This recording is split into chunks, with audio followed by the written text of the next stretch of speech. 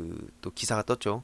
김종민 의원이 이제 공개한 건데 정경심 교수께서도 조국 법무장관이 그 사퇴한다는 걸 모르고 있었다는 얘기가 이제 나왔죠.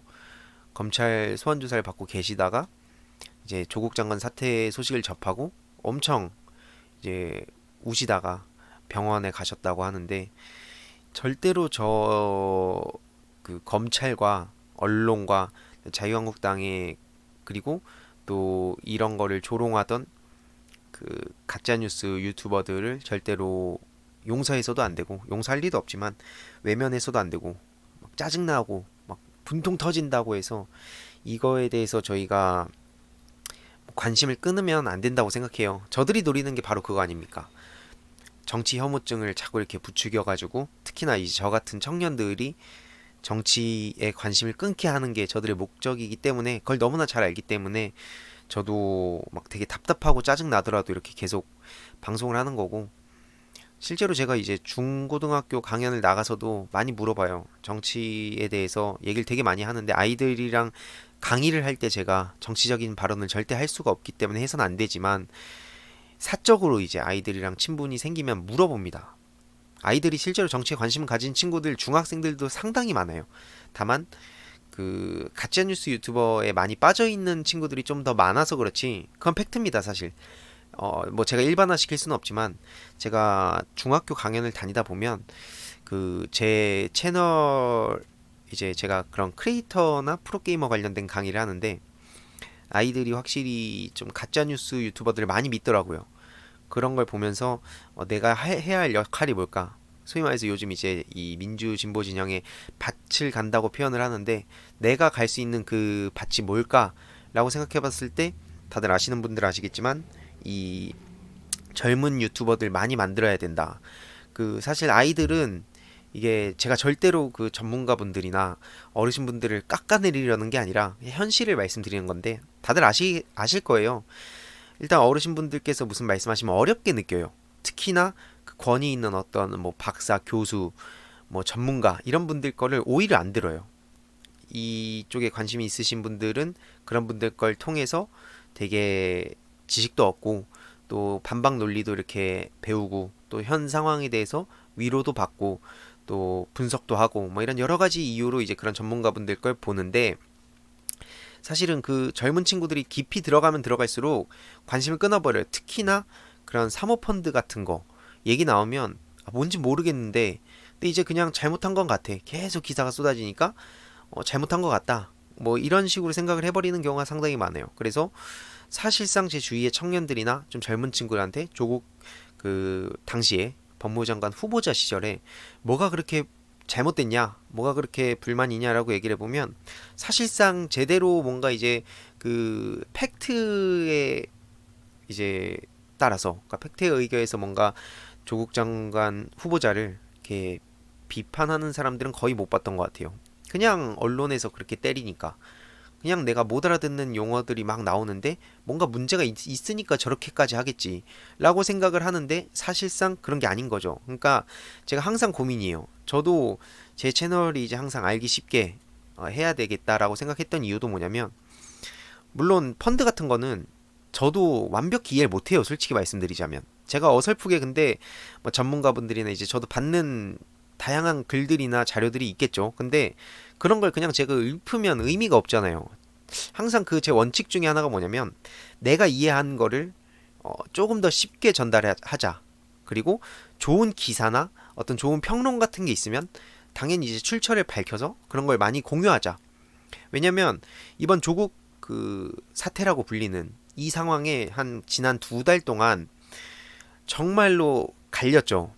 저희가 소위 말해서 이제 괜찮다고 생각하던 사람들의 민낯도 본 경우도 있고 아니면 전혀 모르던 사람인데 야, 이 사람 진짜 괜찮은 사람이구나 라고 생각했던 사람들도 있고 이렇게 나뉘었는데 그런 상황에서 제가 할 수 있는 게 뭐냐면 이런 분들을 더 많이 알려야겠다.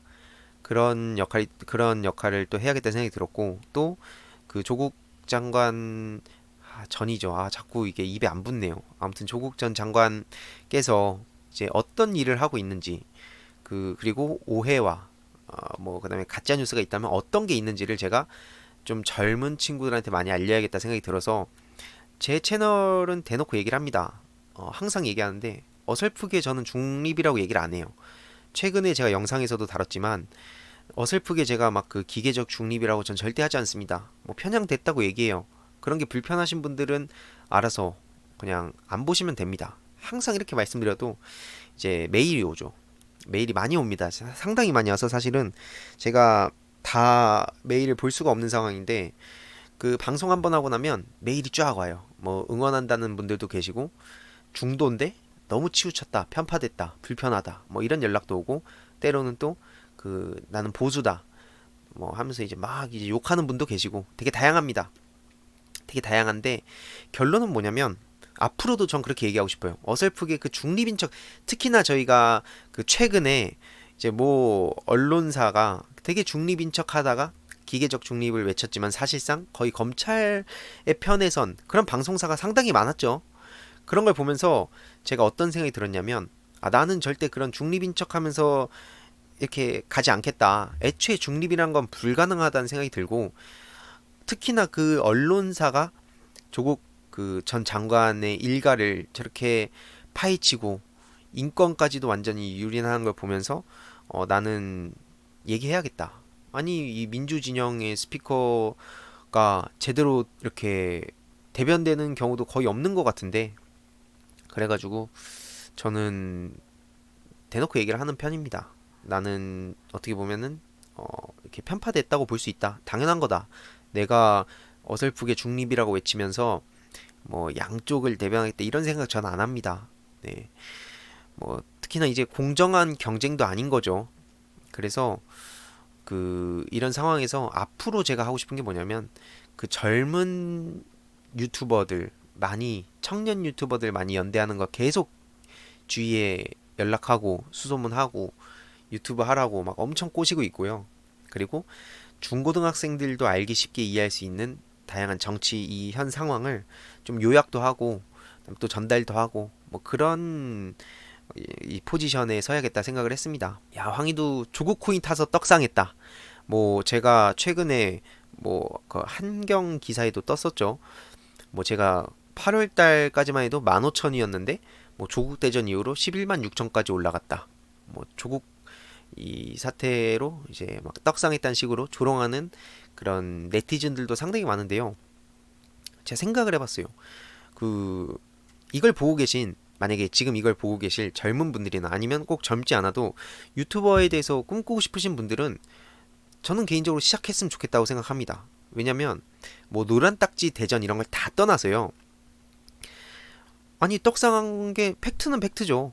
뭐 저뿐만 아니라 자칭 보수라는 사람들은 훨씬 더 많이 컸는데 저들은 보수도 아닙니다 사실. 저들은 그냥 가짜 뉴스 뿌리면서 자기들 돈벌이를 쓰려는 거예요. 최근에 그 어제 제가 되게 좋아했던 설리 씨도 이제 안타까운 선택을 했는데 그걸 갖다가 또 자기네들의 그 조회수 올리는데 이용하는 기자들과 뭐 유튜버들을 보면서 정말 분노를 안 할 수가 없었어요. 근데 거기서 이제 감정적으로 또 흥분하고 제가 여기서 막 얼굴 붉혀갖고 욕하고 쌍욕하고 하면 당장 이제 보시는 분들이나 저나 속은 시원하겠죠. 당연히. 저 옛날에 뭐 저도 이제 그런 식으로 얘기를 하긴 했는데 속은 시원하죠. 당연히. 근데 결국에는 괜히 꼬투리만 잡힌다는 겁니다. 꼬투리만 잡히고 결국엔 이 프레임에 갇히죠. 니도 똑같다. 약간 그런 생각이 들어서 저도 최대한 이제 계속 방송하기 전부터 이 조국 전 장관 관련된 내용과 그다음에 또 개인적으로 이거는 설리 씨에 대한 얘기 막 기자들이 취재 경쟁을 하면서 그 이제 막 운구 막 이렇게 거기에 막 취재 막 기자들 달려들어갖고 하이에나처럼 취재 경쟁을 하는 걸 보면서 진짜 막 쌍욕이 나왔는데 그 방송에서는 제가 계속 이제 가다듬었습니다. 절대로 그렇게 하지 말자. 물론 그런 부분에 있어서 또 메일이 와요. 답답하다. 뭐 댓글도 달리는 거 다 봅니다. 최대한. 야, 너는 뭐 고상하게 그렇게 이 시국에 지금 뭐 이렇게 화가 안 나냐 뭐 이런 얘기 하는데 옛날에 저도 막 화도 내고 현장 가서도 많이 막 저도 파이트도 하고 했는데 길게 봤을 때 물론 그런 역할을 해주시는 분도 계시죠. 전문적으로 당장 초심님이나 뭐 21세기 조선의열단 김태현 단장님이나 이런 분들이 현장에서 굉장히 이제 파이팅 넘치게 목소리 내주시는데, 제가 이제 그게 잘못됐다는 게 아니라 제가 왜 그렇게 하지 못하냐면, 그 청년 유튜버로서 이제 청년들이 많이 없어요. 다들 아시겠지만 많은 청년들이 지금 가짜뉴스 유튜버로 많이 빠져 있는 상황에서, 제가 프레임에 한번 씌이면 이제 젊은 놈이 객기 부린다 막 이런 식으로 프레임 한번 씌이면 벗어나기가 굉장히 어렵다는 거를 너무나 잘 알고 있습니다. 그런 상황에서 제가 꼬투리 잡힐 행동을 진짜 최대한 줄여야겠다 생각을 항상 하고 있고, 그래가지고 좀 뭐 집회 현장에 나가서도 제가 최대한 그 이번에 막 개천절이나 한글날 집회 다 나갔거든요. 거기 가서도 막 제가 특히나 그 한글날 때는 서버가 튕겨가지고 제가 그 선봉에 섰었어요. 너무 저 앞으로 갔어요.